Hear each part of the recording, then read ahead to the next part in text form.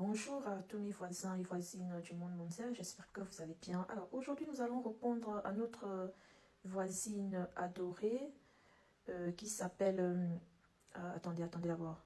Attendez, pourquoi il donne le carton jaune à la Tanzanie? Bon, on y reviendra plus tard. Donc, nous allons répondre à notre voisine adorée qui s'appelle Eden ou du jardin d'Eden. Aïe, vous avez des noms, hein? D'accord. Ok, très chère voisine adorée du haut de votre position, disais-je, le quartier par ma voix vous souhaite une très bonne année et vous demande la permission d'être tutoyé dans le respect des uns et des autres. Cela étant donc dit, permettez-moi de lire son message. Elle dit ceci, gentiment et poliment.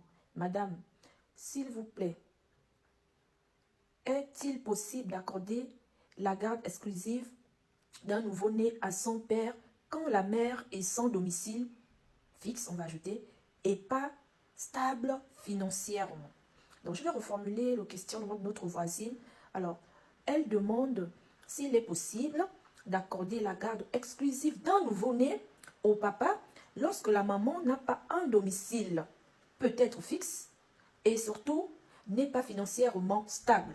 Voici la question de notre voisine. Alors, chère voisine adorée, avant de répondre à votre question, réfléchissons ensemble.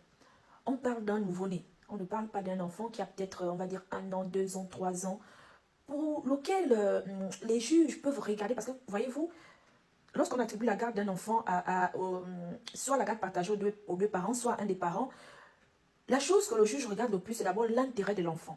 Donc là, on parle d'un nouveau-né. Nouveau-né, vous savez, je ne sais pas, les sages-femmes et les sages-hommes, je ne sais pas s'il y a sage-hommes, les gynécologues, tout ce que vous voulez là, les pédiatres et tout, on est nouveau-né jusqu'à quel âge ou jusqu'à combien de mois? Donc, on parle d'un nouveau-né, c'est-à-dire qu'on va enlever la garde d'un enfant, d'un nouveau-né à sa maman, parce que cette dernière n'a pas est sans domicile et parce que elle n'est pas stable financièrement. Alors, chère voisine, si on tenait compte de ces deux aspects, ou même de l'un de ces aspects, beaucoup de femmes n'auraient pas eu la garde de leur enfant. Parce que la plupart, certaines n'ont pas de domicile, non pas parce qu'elles ne veulent pas, mais parce que peut-être les moyens ne leur permettent pas d'avoir un domicile. Ensuite, personne ne demande à être sans situation stable ou se retrouver sans revenu financier. Donc, on ne peut pas condamner une personne parce qu'elle n'est pas stable financièrement.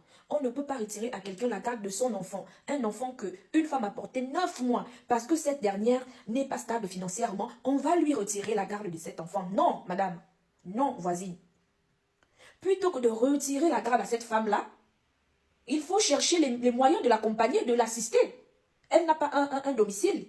Alors, le père qui veut prendre l'enfant peut peut-être faire en sorte qu'elle puisse avoir un domicile fixe où il pourra aller voir son enfant parce qu'un nouveau-né a besoin de sa maman. D'accord? Un nouveau-né a besoin de sa maman. Surtout si c'est un enfant qui prend le lait maternel, enfin qui prend le sein. Si la maman n'est pas stable financièrement, le papa qui veut récupérer l'enfant, il a peut-être les moyens. Dans ce cas, il peut aider la maman de son enfant. Parce que il ne faudrait pas que le droit nous enlève le peu, on dit quoi, le peu d'humanisme que nous avons. Porter un enfant 9 mois, je pense que c'est l'une des choses les plus difficiles au monde. Et lorsque cet enfant naît, c'est un cadeau que Dieu fait aux parents. Mais détacher une maman de son enfant parce qu'elle n'a pas un domicile ou parce qu'elle n'a pas des moyens financiers, moi je trouve que c'est cruel en tant que femme. Même si j'avais été un homme, j'aurais trouvé que c'est cruel. Donc non. Il peut y avoir d'autres raisons, par exemple, si la maman de l'enfant a la démence, ce que les gens appellent communément fou folle. Oui, parce que on estime qu'elle est dans un état où ses facultés intellectuelles, ses facultés mentales ne lui permettent pas de réfléchir convenablement. On ne sait pas ce qu'elle peut faire de cet enfant-là. Dans ce cas, oui, quand elle accouche, il convient que l'on attribue, que l'on reconnaisse la garde au papa. C'est normal. Il peut aussi avoir un autre cas, par exemple, la maman est en prison, elle accouche en prison. On ne peut pas laisser un enfant grandir en prison. On peut confier la garde au papa. Ça, c'est la logique des choses même. Mais on ne peut pas enlever un enfant à sa maman parce qu'elle n'a pas de domicile.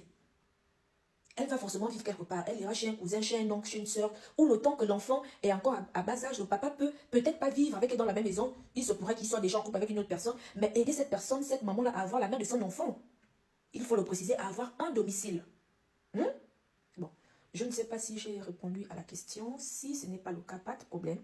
Laissez les questions supplémentaires ou complémentaires en commentaire quand je termine, quand j'aurai le temps. Parce que moi, actuellement, je suis dans la canne. Donc, quand j'aurai le temps, je répondrai. Sur ce, je vous souhaite une très bonne écoute de la vidéo.